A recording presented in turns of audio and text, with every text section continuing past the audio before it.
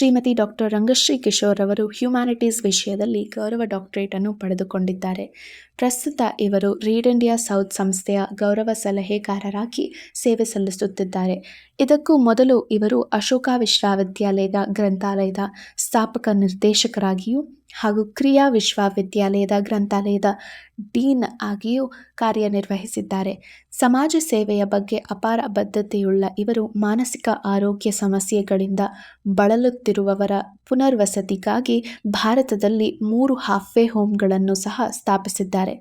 ಕಳೆದ 35 ವರ್ಷಗಳ ಸೇವೆಯಲ್ಲಿ ಹರಿಯಾಣ ಮತ್ತು ಕರ್ನಾಟಕದ ಗ್ರಾಮೀಣ ಪ್ರದೇಶಗಳಲ್ಲಿ ಸಮುದಾಯ ಗ್ರಂಥಾಲಯಗಳನ್ನು ಸ್ಥಾಪಿಸುವುದರ ಜೊತೆಗೆ ಅನೇಕ ವೈದ್ಯಕೀಯ ಶಿಬಿರಗಳನ್ನು ನಡೆಸಿ ಅಪಾರ ಸೇವೆ ಸಲ್ಲಿಸಿದ್ದಾರೆ.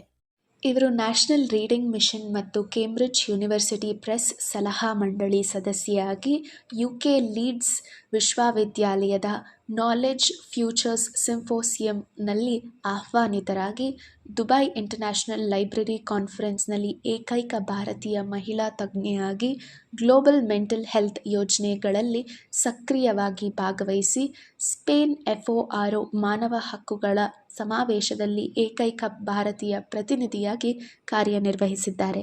ಇವರ ಈ ಅಪಾರ ಸಾಧನೆಗೆ healing light award, Rex Karamveer fellowship award, Karamveer Chakra medal, Bharat Vikas award, innovative information services award, ASCLA exceptional services award, IFLA ಪ್ರಶಸ್ತಿ, ವುಮೆನ್ ಆಫ್ ಹ್ಯುಮ್ಯಾನಿಟಿ ಅವಾರ್ಡ್ ಹೀಗೆ ನೂರಾರು ಪ್ರಶಸ್ತಿಗಳನ್ನು ಅವರದ್ದಾಗಿಸಿಕೊಂಡಿದ್ದಾರೆ.